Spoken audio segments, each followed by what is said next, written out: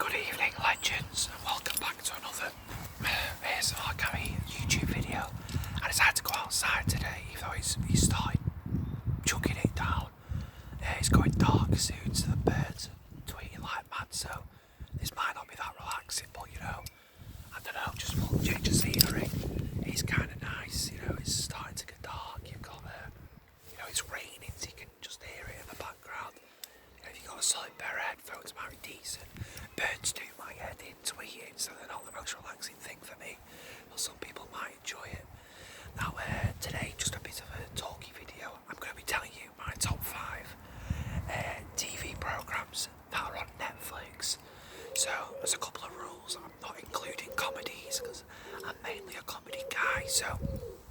Well, it's not on Netflix, but like shows like The In-Betweeners, Friday Night Dinners on Netflix, Fresh Meat, you know, stuff like that. They're probably some of my favourite shows ever because I'm mainly a comedy guy. I don't really get into serious stuff that often. And I've also just said Netflix because, like, I'm trying to remember, you know, all the shows that I've watched, like, off the top of my head. I just went through Netflix on their series instead I've watched. I just thought I'd click it off there, so it don't have to be Netflix exclusives, but, you know, it's just series that are on Netflix in the UK. So we'll start off with number 5, Sex Education.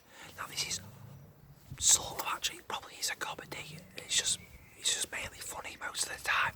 But you know, this is a Netflix exclusive. I've included it. There will be spoilers in this, you know. Well, it's just a show where you've got 16-year-old Otis. He's a very awkward lad.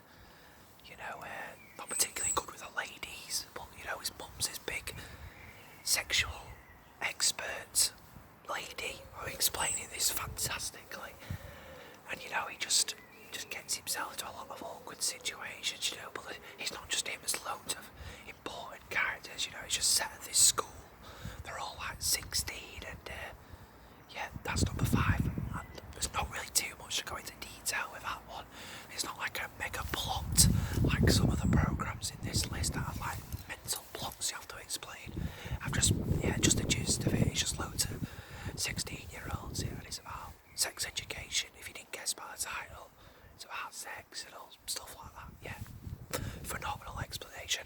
In 4, I've got Better Call Saul. If you're a Breaking Bad fan, you'll have gone on to watch Better Call Saul. Now, I didn't watch Breaking Bad until this year. I was very late to the Breaking Bad party, but I didn't think I would enjoy it because it just sounded like I meant to be talking about Saul, but I didn't think I'd enjoy Breaking Bad because it just sounded a bit like might be a bit sad in parts and that. But yeah, my mate made me watch it. It's an absolute banger. Saul is the lawyer from Breaking Bad. He comes into it in like season 3, and basically, you know, he's a criminal lawyer. So, you know, if you're a criminal, he'll help you get out of it. You know.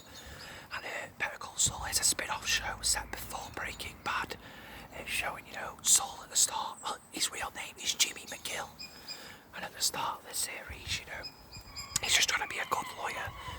He's helping out elderly and that. And over the 5 seasons, there's a 6th season that's been announced. We see a journey in which he transfers from this genuinely good guy lawyer by the end of it to a kind of a nasty man, you know, who'll do anything for a bit of cash only, a dodgy lawyer. I've not actually finished it. I've got 5 episodes left of season 5 that I've heard are absolutely unbelievable. But yeah, in 4th place, we've got Better Call Saul. In 3rd place, The English Game. Now, I watched this last year, around when my birthday was. Now, this was absolutely unbelievable. This is another Netflix exclusive. It basically goes back to 1850s or something. Is it 1850s or? It's old anyway, you know, when football is dominated by the rich, basically, you know. It's for the amateurs only, you know. There's basically a load of rich people play football. And in this, we see the working class start getting into football. But when the working class are playing, it's all about the FA Cup, right? To explain it, it's all about the oldest tournament in English football, the FA Cup. Now at the start, the rich just dominated it, but over time we see the transition as money is introduced. Now the main character, Ferguson, based off a real footballer, he was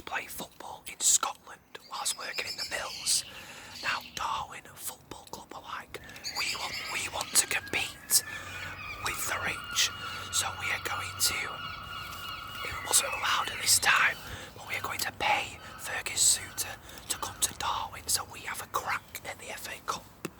Now, after playing for Darwin, Blackburn, another, working class football club, they decide we want to win the FA Cup, so they start paying wages to all the best players about. They want Ferguson, Suter in as well. Heisenberg, they only pay him a fantastic wage, and the rich, they don't like this. However, in the end, it's Arthur, I think his name is. He's like, you know what? Football shouldn't just be for the rich. It's all about competition. It should be for everyone. So he ends up allowing Blackburn to play the tournament. Blackburn end up winning the FA Cup, which is the first working class side to win the FA Cup. It's brilliant. You care so much about the characters. It's absolutely phenomenal, and that is why it's in third for me. Really good show. In second, I have got Cobra Kai. Growing up, absolutely obsessed with Karate Kid. I did Taekwondo myself, love all martial arts, into boxing now massively as well. So, massively into Karate Kid. Boom, 40 years after Karate Kid came out, they're like, yeah, we're going back. It's Cobra Kai. Now it's fascinating to see the positions in which the characters are in. You've got Daniel LaRusso, in Karate Kid was the big hero. He was bullied in school and that. Well, now 4 years later, he's doing brilliant. He's got his own car dealership. Everything's fantastic for him. And then you've also got Johnny LaRusso. What's his name? Johnny Lawrence. Johnny Lawrence was like the bully in the originals, but Daniel LaRusso beat him in the tournament. If you know Karate Kid, you know him. But Daniel beat him in the tournament, and it just shows like he's gone on to live quite an unhappy life. Johnny Lawrence, he's drinking all the time and that. And basically, the feud between them is reincarnated in this story in Cobra Kai. There's all young students. Basically, they each end up with their own dojos, going at it. Sensei Grease, the original baddie trainer from Cobra Kai, comes back and everything. It's absolutely unbelievable, yeah. There's been 3 seasons so far, 4th season's been announced coming, and it's unbelievable, really, Just a load of kids doing karate. You've got this brilliant feud between them, tournaments, etc. It's phenomenal. And number 1, I've mentioned it already, Breaking Bad. It's just unbelievable. Walter White, he was a school teacher, told he's got a terminal illness, so he hasn't got really long left to live.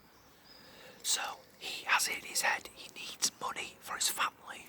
When he passes away, he wants his family to not be struggling, he wants them to be in a good position. He's a chemistry teacher, absolutely unbelievable at chemistry. So with an ex-student that he taught, he goes into the crystal meth business. He has it in his head that he wants to make $750,000 for his family. That's to allow his son to go to college. He's got a daughter on the way. He wants her to have the option of going to college down the line. His wife, everything. He wants to leave them in a wealthy position when he passes, and he realises he can't do that teaching. He only makes 40 grand a year. He says teaching, he wants to make 750, and he's got about 2 years left, so he wouldn't make enough in the teaching route.